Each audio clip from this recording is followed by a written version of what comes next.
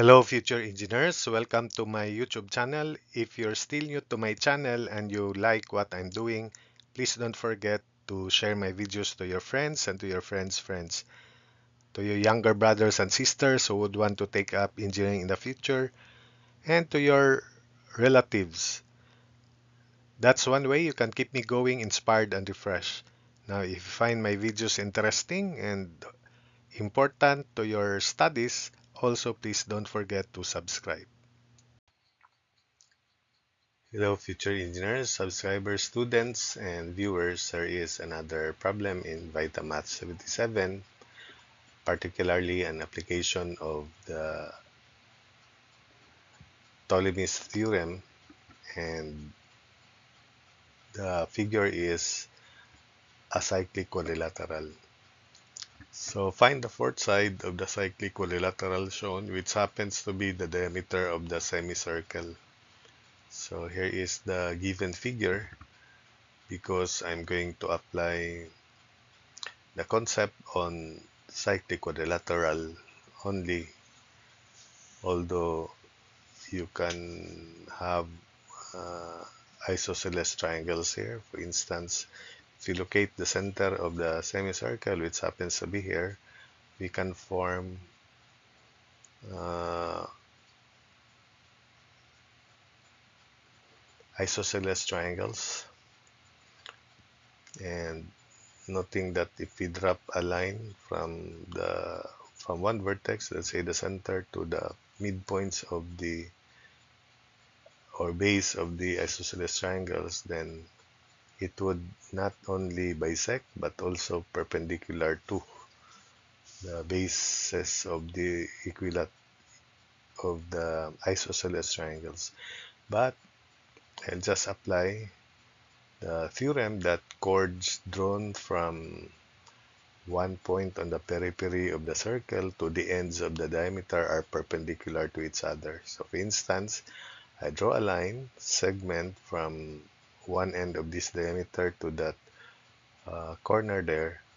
That chord and this chord, because these chords are drawn from one periphery of the semicircle or in general circle to the ends of the diameter, will be perpendicular as shown to each other, and I'll call this diagonal 1. Therefore, diagonal 1 is square root of the diameter square, which is the hypotenuse of this right triangle, minus 15 square. So that is diagonal 1.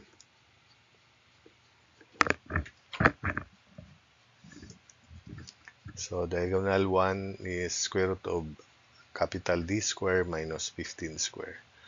Likewise, if I draw a line segment from this corner to that corner there, then we have another right triangle as shown in the figure, and I'll call this diagonal 2. This diagonal 2 is square root of diameter square minus 7 square. Then, Ptolemy's theorem, the proof of the Ptolemy's theorem, you can find them in YouTube or in any uh, blogs which you can discover. But I also presented the derivation of the Ptolemy's theorem, the proof of the Ptolemy's theorem, in one of the Vitamath numbers. You just scroll and find it. So, which states that the product of the opposite sides of the cyclic quadrilateral, a cyclic quadrilateral, by the way, is a quadrilateral that is inscribed in a circle. This quadrilateral is inscribed in a semicircle. This quadrilateral is inscribed in a semicircle, so this is also a cyclic quadrilateral.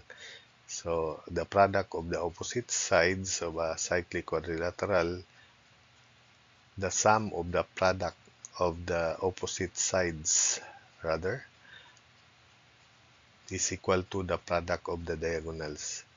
Or the product of the diagonals, diagonal 1 times diagonal 2, is equal to the sum of the product of opposite sides. So it is equal to 7 times 15 plus 15 times diameter D. So diagonal 1 times diagonal 2 is equal to 7 times 15 plus 15 times D. So that's Ptolemy's theorem, applicable only if the quadrilateral is cyclic, and a cyclic quadrilateral is one that is inscribed in a circle. So diagonal 1 is square root of D square minus 15 square times diagonal 2 square root of diameter square minus 7 square, then equals 7 times 15 plus 15D. Factor out 15 and we have diagonal square, diameter square minus 15 square, square root of quantity diameter square minus 15 square times square root of quantity diameter square minus 7 square equals 15 times quantity 7 plus D. Square everything, so diameter square minus 15 square times quantity diameter square minus 7 square equals 15 square times quantity 7 plus D quantity square, or D plus 7 quantity square. I just apply commutative law for addition of real numbers.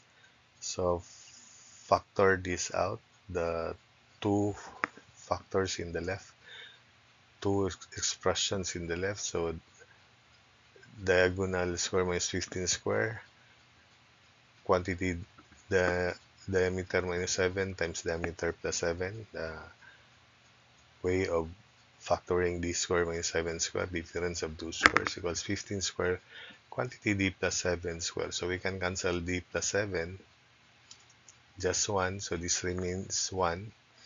So distribute, we have diameter cube minus 7d square minus 15 square d, then plus 7 times 15 square equals 15 square d plus 15 square times 7, or 7 times 15 square. So these are like terms and equal, therefore we can cancel this out and combine negative 15 square and negative, this becomes negative 15 square d after we transpose. Since all the three terms have d as common, we cancel d. So this becomes d square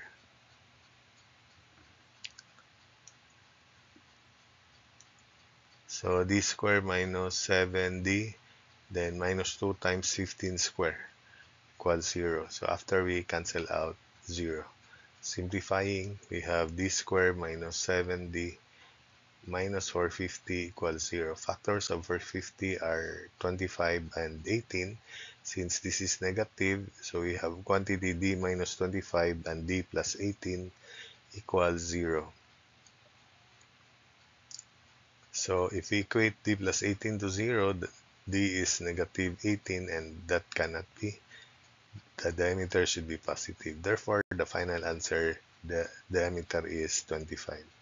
So that's it for this video.